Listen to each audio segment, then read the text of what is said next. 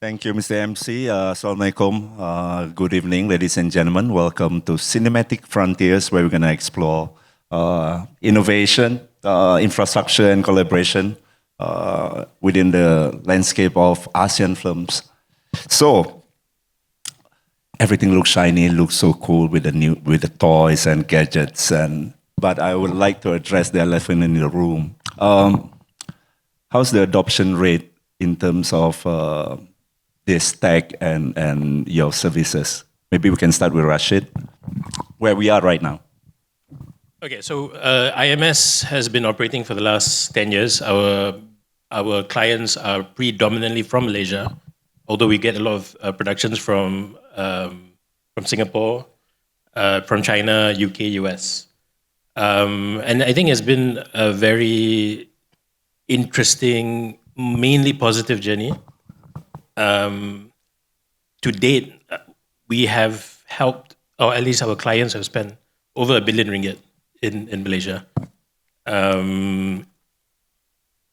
COVID was a strange time, and honestly, I don't think we fully recovered from it for various reasons until very, very recently.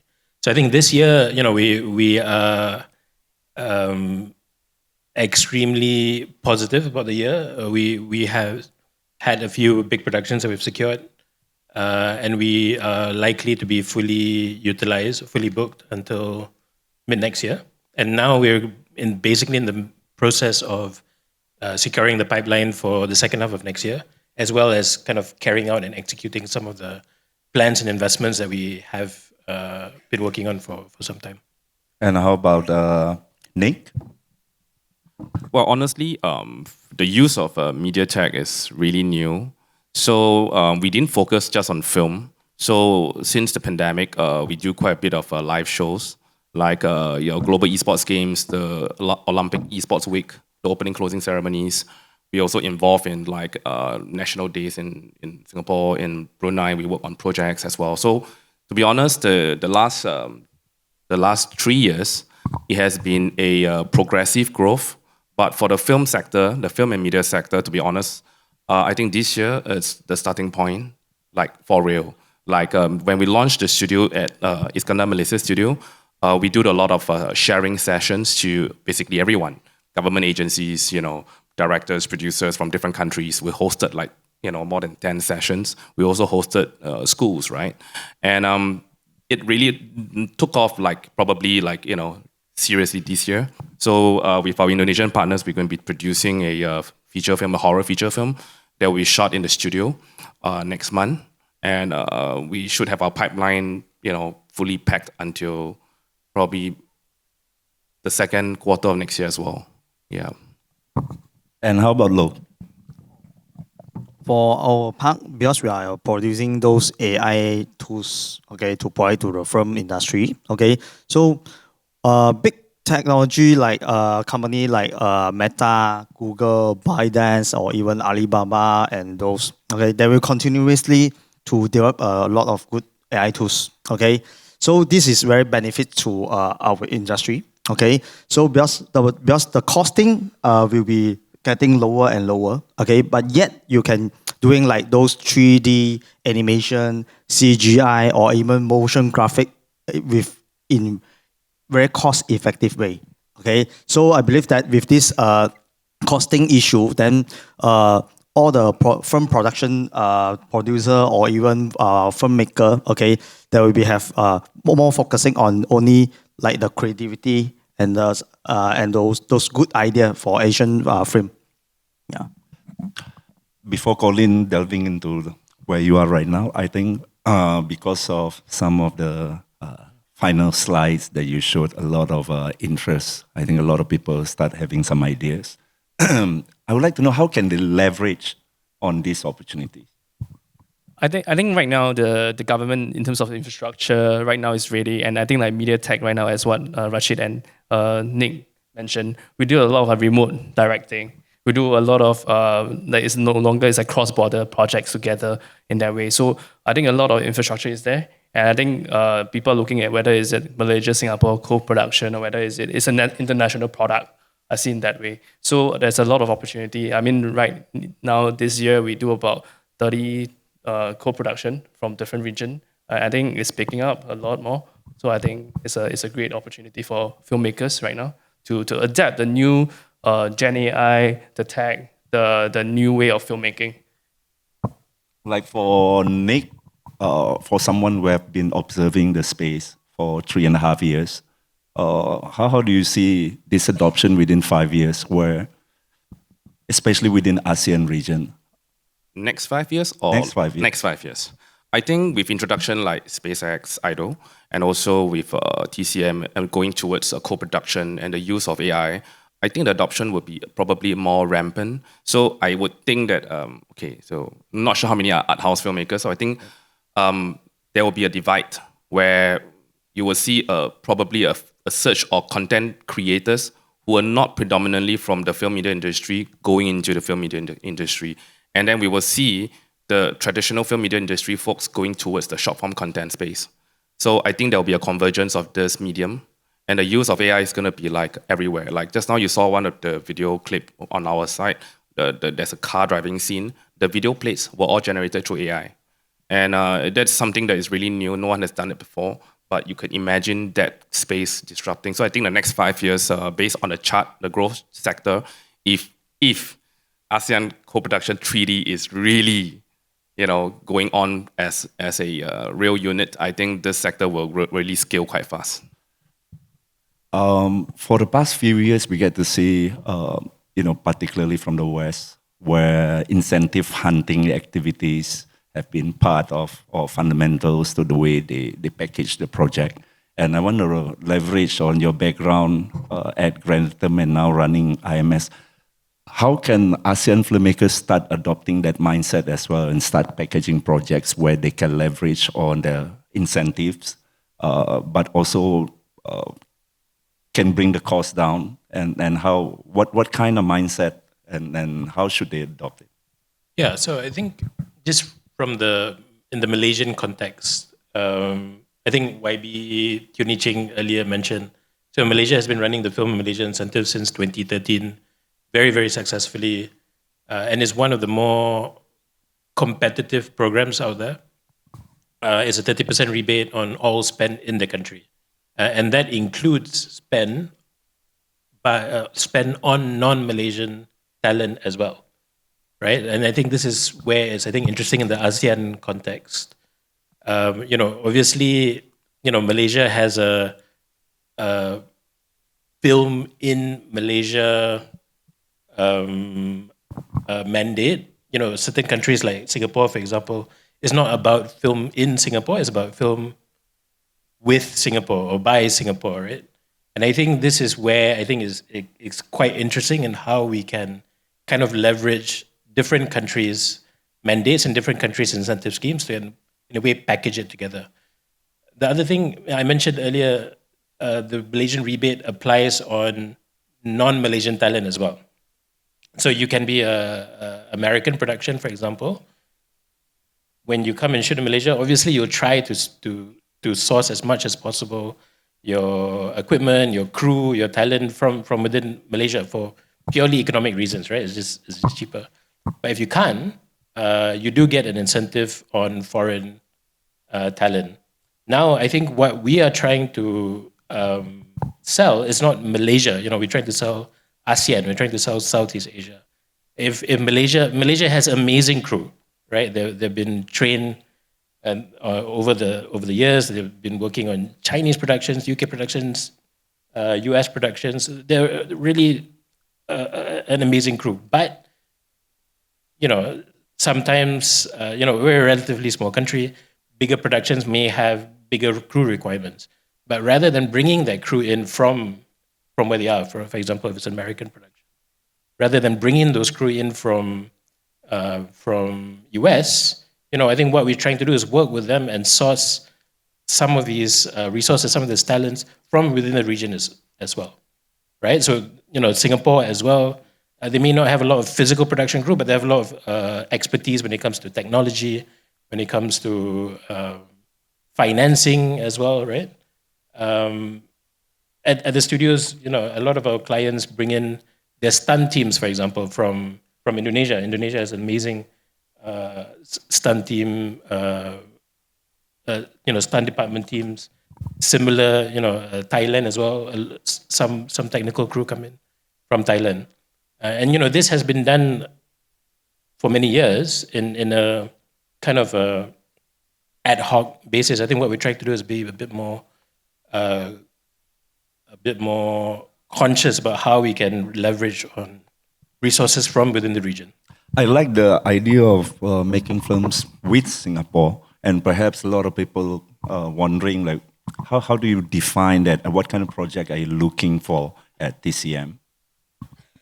I think over the years we supported, last year we supported about 50 to 60 short filmmaker going to festival. I think the year before we did a support together with the Yellow Cocoon, which won also the Cannes Award. So in terms of that, we are filmmakers and we love to support filmmakers' journey. So from that on, in Singapore, we are now looking into a lot of co-production projects together. So in the whole region, as what Rashid said, we are an ASEAN product.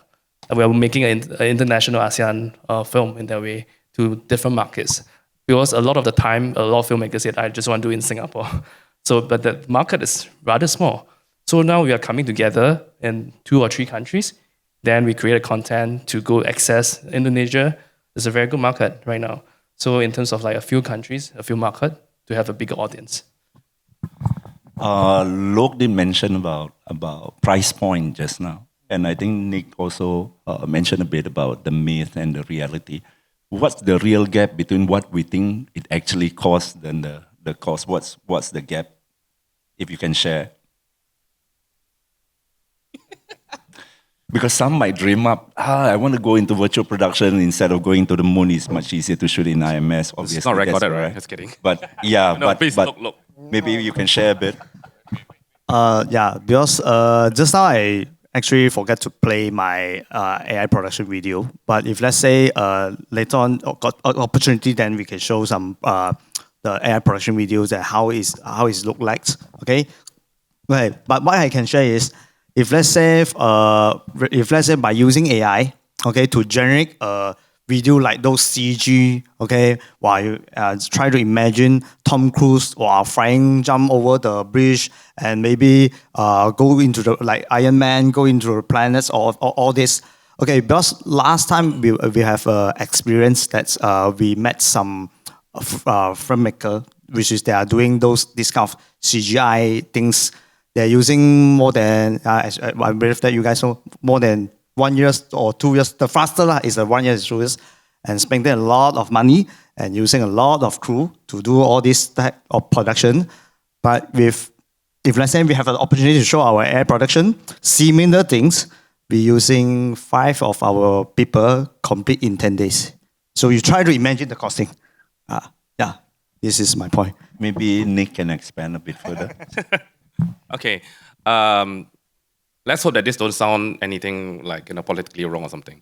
But I think I second to look to some extent that many of the production process, because we started from your traditional motion capture, rigging of 3D humans, down to Unreal Engine, down to real-time content, down to now Gen AI and then AI generated content and so on. And honestly, a lot of our hardware tools, we don't actually use it after 3 years. So you could imagine that, like in those days, motion capture, we have to, use those sensors. Then you go on to accent suits, which is used in Hollywood. We use it in live shows. And then it came up with suitless motion capture. And then now there's AI motion capture. And the surprising part is it's actually really clean. And now you pair that with Unreal Engine, and then you use it on a volume. It's actually quite scary. That's one. 2, when it comes to digital human, I think the advancement, I had the privilege to meet up with some of the big tech companies in the region, like in Singapore as well, because a lot of the headquarters like Meta, ByteDance, they're all in Singapore, the HQ. So I've actually had the privilege to meet some of them, and the advancement in the AI tech, not launched to the public yet, is quite insane. And it crossed to the boundary where I think next time in the near future, the filmmakers need to think of the legal aspect of things, because we will cross on IP. And this would be, I would think that would be probably a bigger issue. But at this current moment, I think AI generated content and real-time content has some similarities and some link, and you can distinguish it. But I think this line will blur it, and I think a lot of the actors in the near future, they don't actually need to act for real. Yeah. Yeah. I think the latest. No, okay, let me clarify. So Bront will become a digital human. that was half a statement. Yeah. As in, like, Denmark just, I think, registered IP for the facial features of all its citizens, and I think, you know, that's where I'm coming towards, leasing out my facial features, so I don't have to go and shoot. So I'm going to see you speaking Dutch. Oh yes, yeah. Yes. Now, let's have a look at the roles that government can play. And especially now we are having this conversation about, let's cook together. Let's either cook in Singapore or cook in Malaysia or Indonesia and Thailand. And how can, let's say, a filmmaker, producer from our friends in Cambodia or even in Brunei can leverage on this? And what does it take in terms of government or G2G? What's the current challenges or barrier to seeing this coming through? Maybe Colin can help share a bit. Let's go from this sideline. I think generally right now, IMDA is supportive. Like right now, the virtual production grant. I think then we also work with like the Malaysia government. I mean, like MS also, the finance also. In terms of generally putting on 2 grants, sometimes we tap upon each other's specialty to have a little bit more resources in that. From TCM side, we also give in additional equipment grant or other grants to help to offset the overall costing in that way, and also so that filmmaker can do better project with that limited resources. So I think right now, Indian cross-border putting on the whole project together at that value, but we can create a higher, more market, like 2 to 3 markets, in that way. Okay, for me, I realized that ASEAN is lack of the information and those mindset which is still quite low. Okay, so and we aim to for us we aim to become the bridge to bring those high tech technology like AI tools from maybe from China, Taiwan, or even US and Europe, this country, because all these big country, they have the very high technology AI. But the thing is, when they come to ASEAN, they having the difficulty on culture and even the language problem. So but it's the best thing that we are born in Malaysia. We as a Malaysian, we can multi-language. So we can discuss and talk to this kind of people. Then they can enhance those technology which is can suitable and more localized for ASEAN country. So this is because we are slow, but no worry, because we are good in multi-language. So that's why we can recap all this. The progress that recap back the progress. Yes, Nick. I think the previous panel they talk about like networking. I think honestly, like what Joanne did for MIFFest and how MIFFest is being run with like-minded professionals getting together is probably the key. So instead of waiting for the authorities to do things, I think as producers we can do things ourselves to look for collaborating partners, and then the use of technology, like what Loke say, and open up the mind so that you don't lock yourself into a certain space that you think you cannot get out. So I think that will probably be it, because if you're talking about like what the government agencies would to have to do, that really is a government agency's question. We can't really answer. Oh, because we got some people. We got some people here, well. so you cannot say much. Maybe they can bring to some of the discussion within the summit. I think that some earlier panel already highlighted. I think probably the difference in the incentive scheme, the difference in like the custom immigration side of things. I think some producers are talking about it, as well as the what do you call that? Censorship. Yeah, I think they were making a joke out of the censorship part. So I think these 3 things, I think is inevitable. You can't really cross borders with that 3 lock-in ASEAN. I don't see how you can resolve it. Yeah. Yeah, I think censorship is because most countries censorship falls within the home ministry, and it's not either cultural or even information. So that's I think beyond our pay scale. But consolidation of, let's say, submission windows and things like that, I think is easily, not to say easily, but can be consolidated, I think, in terms of alignment, in terms of windows. Otherwise, like, a project would take 3 years just because of to wait for each country's windows and processing and things like that, which I totally hope they can bring into meeting tomorrow. But how about IMS? What's the barrier now? I mean, I guess your question was kind of the role of government and how we can do this more. And honestly, I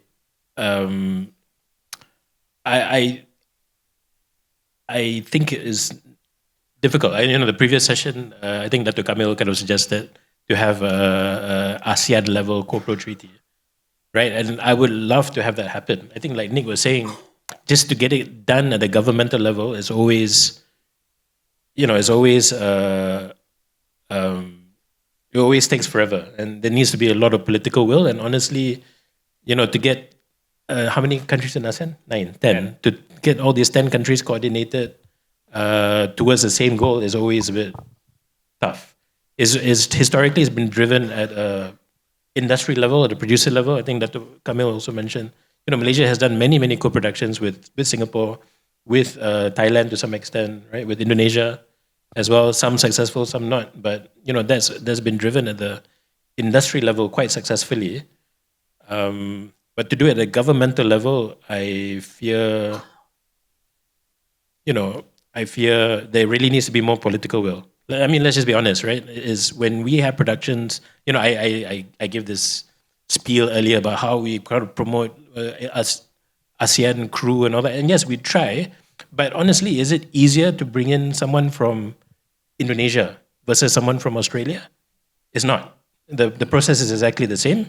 You have to apply for work permits and this and that and this and that, right? So I think the government policies, the government systems as well. We talk about ASEAN and how amazing it is and how there should be more free movement of goods and free movement of people. The free movement of people does not exist within ASEAN. And so how do we kind of translate that to this film industry? Honestly, it does require, it goes beyond the film agencies. It goes beyond FINAS and IMDA and all these things, right? I think it really has to be done at a bigger kind of a leadership level, right? Yes, Nick, you want to add anything? Yeah, I just want to say that perhaps, rather than looking at what's the legacy issues, since EU could resolve it in a shorter time, over ASEAN, I think probably the catalyst could be tech. Could be the use of technology, because you can't stop things that is adopting fast. So the moment you adopt fast, then you have to combat other issues, say piracy or the use of plagiarism and IP and so on. Then the government agencies have no choice but to work together because it affects their revenue. I think that format, that's just why I think hypothetical. So yeah, I totally agree, and maybe Colin want to add a bit in terms of what's holding us back, like ASEAN filmmakers to collaborate or ASEAN producers. I think everyone right now is very comfortable in their own country. I think most of the filmmakers, because every country has a different culture, different audience, different kind of genre. So I guess if you can step out, it's a great film festival and all those, going to festivals to learn about different culture, how to work together, whether or not from different countries. I think that is a very good starting platform. And I think like festival like MIFFest and generally filmmakers coming together to create a product that is not just whether it's Singapore, Malaysia, Indonesia, a common product. Yeah, that is powerful. Yeah. I think the writers it's always start with the script and the ideation. I think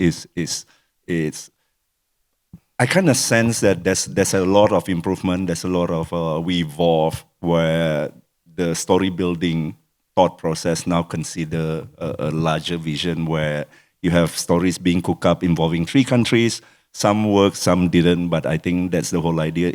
If one day we're gonna be like Europe or EU, we have to start somewhere, and we have seen it started.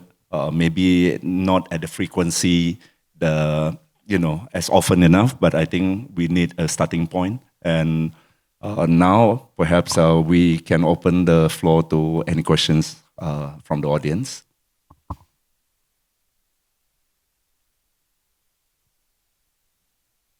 We have a question over there. Yeah, okay. Yes, please.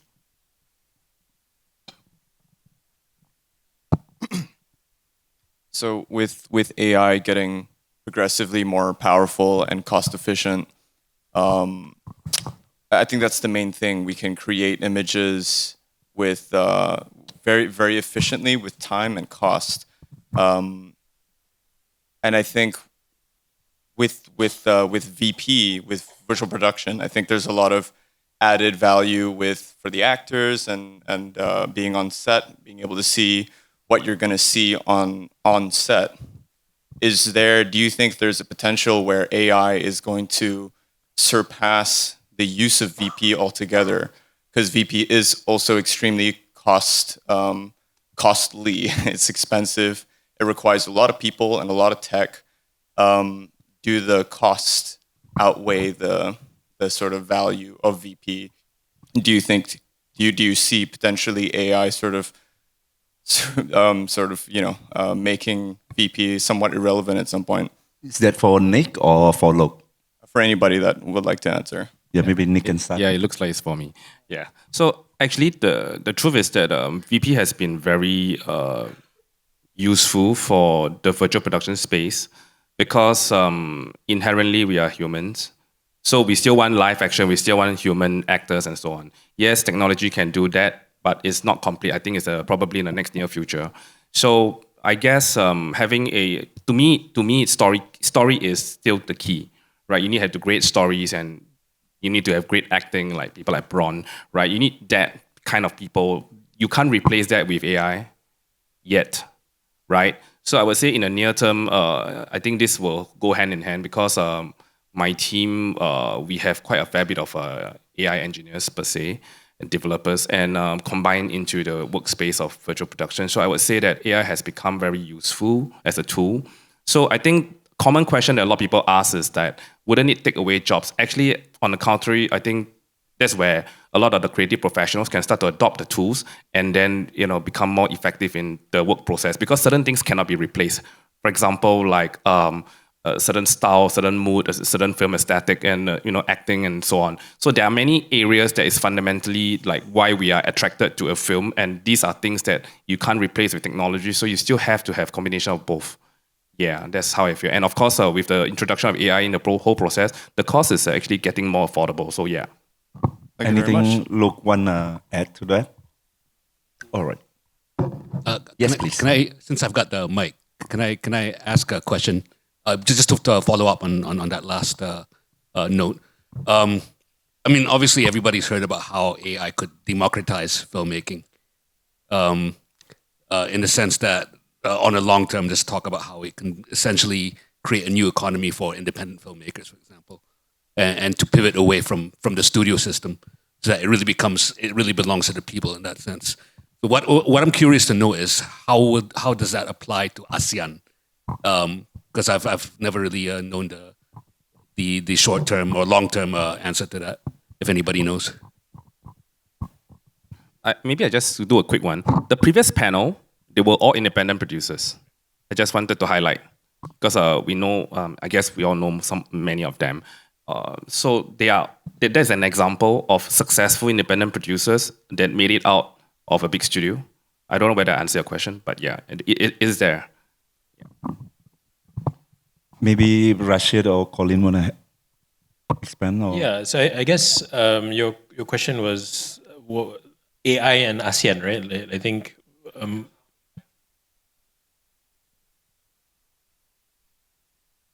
Yeah.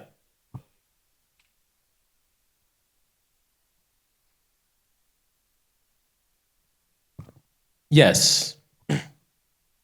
So I think in Southeast Asia and Southeast Asian governments, with regards to usage of AI in filmmaking, I think takes quite a different approach compared to some of the other film commissions internationally, right? So you remember the big strike of 2023, right, in UK and US, US especially, the writer's strike and the actor's strike.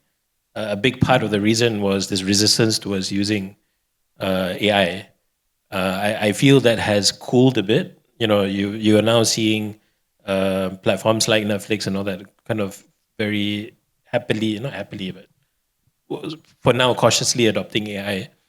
In Southeast Asia, I think in Malaysia in particular, finance has been very, very open and very positive, right, about promoting use of AI in film. There was a film, I think recently, I think The Pirate Queen, that was made fully in AI. It was, that made news and was fully supported by Vinas. Yes. I think in China as well, and the rest of Asia, they do not see AI as necessarily as big a threat as the industry in the West, right? You see China, Korea, some of these production hubs quite leaning quite heavily towards AI. So is it going to disrupt the industry? I think it will be. How it manifests itself, I think, has yet to be seen. But I think, like Nick's point earlier, I think humans have always had this fear of being made redundant by technology, right? This started way back when, during the Industrial Revolution, and then specifically in the film industry. Remember the VFX revolution of 1993 after Jurassic Park? We all thought, that VFX would replace humans. That hasn't happened. In fact, if anything, it's added more jobs to the industry, right? So yes, maybe certain departments or certain skill sets might be replaced, but I'm hoping, at least I'm hopeful, that it will result in new jobs and How about it? overall widen the industry. What do you think? Colin? I think I saw AC Nelson reports saying that content creator industry, I think overall we don't talk, AI is just one of the format, like where we change from film to digital, and AI is one of the tools. And this AC Nelson said that it's 26% increase in actually content that's needed. Everyone can be content creator in whatever way that you want to tell, whether it's a social way, filmmaking way, different stuff. But actually content consumption has increased 26% year on year in that way. So I said whether to replace or not, maybe someday, but in that way, let's all learn together to incorporate in your own workflow. Yeah, I think in that way, everybody can be a creator. Yeah, in our own story. Yeah. Thank you, Colin. Yes, next question. Okay. I think this question is also more for Nick and Loke. Yeah, because we know that in virtual production scene, a lot of AI are trained by a lot of videos, images, or data that perhaps the IP owner has not granted the consent. So moving forward, how do you see the regulatory framework evolved? And in your own business, how are you dealing with all these risk? Okay, sorry. Okay, for us, because we developed the platform, okay, of course, even you can see now a lot of people, they are using ChatGPT, then, okay, play some me jokes, okay, like Donald Trump, well, fight with who, whatever, okay. Okay, so to be honest, that one, okay, is actually is not how to say, okay, to be honest, that one will be slowly will become regulated, because this one is considered or something like viral content, okay, which is not good. Okay, so but in our platform, okay, if let's say this going to happen, which is more serious and serious, okay, our platform will be adding another AI agent which is doing the filtering. Okay, example, okay, someone who famous person or well-known persons that once that generates those content, if let's say in a proper positive way, okay, then we allow. Okay, but if let's say they do something bad things, okay, or in bad content, okay, our system will be doing the filtering, and we will flag it, and also we will might be block it. Okay, this is what we can do. Okay, but of course, in others platform, let's say, is not generated by us, or maybe they are doing the platform which is they are allowing people to do this kind of funny things, then we can't control. To be honest, we can't control. So we let the government to decide what is the condition, what is the rules. Yeah, just to add on, because this is MIFFest, so it's a film festival. So I would say that largely we are dealing with professionals and cinema chains. We're talking about like distribution on proper big platforms, right? Content platforms, OTTs, and the likes of it. My understanding is that conversations with these people is that there's actually a lot of the legal ring fans. First, I mean, if you guys recall those days when YouTube just started, you probably can watch any content. But over the last, just a few short years, you couldn't find a single pirated film on YouTube. It is all ring-fenced geolocations. I would say that, so I just want to challenge the audience a little bit. Like, while technology can enable, they can also restrict. So I think it has been in the policies of a lot of the companies, the big tech companies, the studios, as well as the government agencies to ring-fence and just geolocate certain technology within certain space. So for example, not too long ago, I think there's a Singaporean photographer that took I can't remember which country's Biennale, artist who won the competition to court in Europe. First the lawsuit, she lost the first lawsuit. She went for appeal and she won it. Because the artist basically used AI and plagiarized her work. It is almost like a 90% similarity. And so this is a very good use case because it sets the baseline for cross-border, plagiarism in that sense. So I can't speak on like social media platforms per se, but if you're talking about like professional OTT platforms, I don't see this as a major concern at this current moment because they are already taking steps.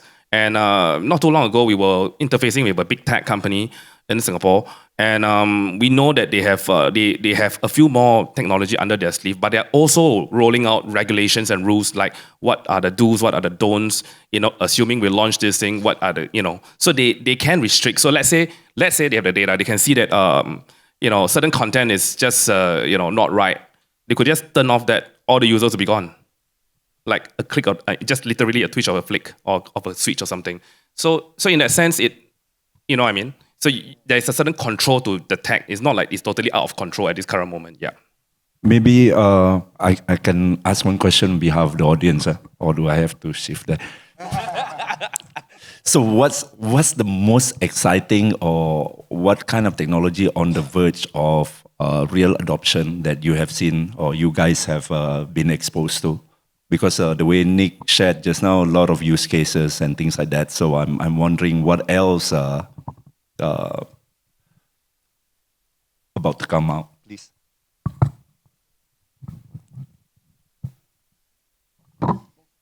Both excited. Maybe we can start with Loke. Yeah. The most excited, because I'm the one who Marvel's lover.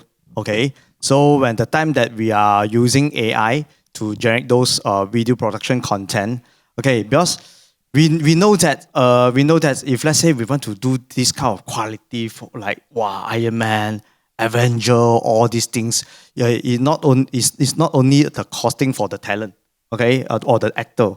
It's a group of people efforts, okay, like shooting in the green screen, then a lot of tools, things, okay, so to capture your motion, or even sometimes the actor need to look like underwear there, okay, but they do the acting. It's very, very take time and very costly, okay. So that's why when I found AI, it actually can. You just need to prompt or maybe to give a instruction to the AI. AI will be automatically to generate maybe the motion or the very nice graphic within a very, very shortened period times.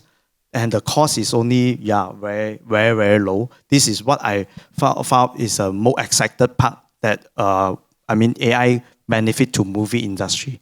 Because with this costing, okay, with this costing, okay, we no need to limit our imagination. Sometimes we say, want to do this adventure things that, because the cost is too high, so okay, no, we don't. The creativity is already being limited by costing. Okay, but by using AI, it make it. Yeah. Yeah, Nick? I would say that AI would be able to democratize just circle back to the question, it can democratize the filmmakers because you have access to tools.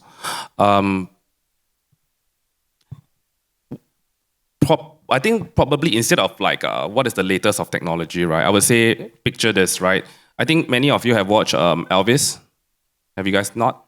Or Blonde, which is the story of Marilyn Monroe. So they have to use an actual actor, right?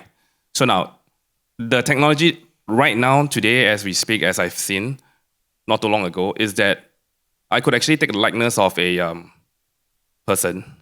Of course, and then adapt it onto a generic actor to act out the reaction and the movement, and then composite it onto screen. So which means that the cost is not going to be like a lot cheaper because, as you know how the filmmaking works, right? You know, the tool can be a cost saving, but then you slap in a VFX supervisor, you slap in a creative director, you slap in a director, producer, and so on, right? We create jobs for ourselves. That's the film industry. We create jobs for ourselves, right? So, but that is possible. It's not yet in 4K, but I know for a fact I've seen it, it can be done in Full HD today. So for theatrical release at 4K and HDR format, it's not yet there, but I think it's just a matter of time. And these are like global players, and they are already talking to Hollywood on some of this technology. I've seen it. So I would say this is one of the most critical advancement. That's one. Two is the likeness in terms of the movement. Right now, like in our studio, we actually have an AI hollow box, which is just pre-recorded content and using, you know, a large language model to make some movement and reply and whatnot. But we know that a lot of tech companies are looking at intuitively creating the motion or the action of the person when the person is in idle mode. That is powerful because, as you know, filmmakers are very detailed people. Like you talk to any director or producer, they'll be very particular about very small little things like, oh, you know, you look at that thing that's behind the mountain, what thing? Like, you know, you get that anal, right? So I would say that the technology in that sense enables certain things to be done that is not otherwise possible. Yeah, I totally agree. And I believe in a couple of years, we get to see James Dean again, acting in films, Marlon Brando, the younger version. P. Ramlee again, in a not so distant future. And with that, I have to end our session. Please, a round of applause for our panelists. And thank you, everyone. Thank you. A heartfelt thank you to all our distinguished panelists for sharing your perspectives and your insights and experiences. We now like to invite everyone to just remain on stage for a group photo.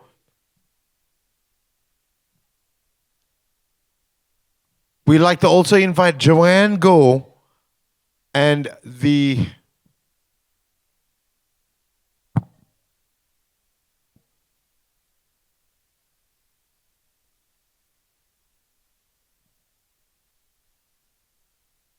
all right, big smiles for the camera.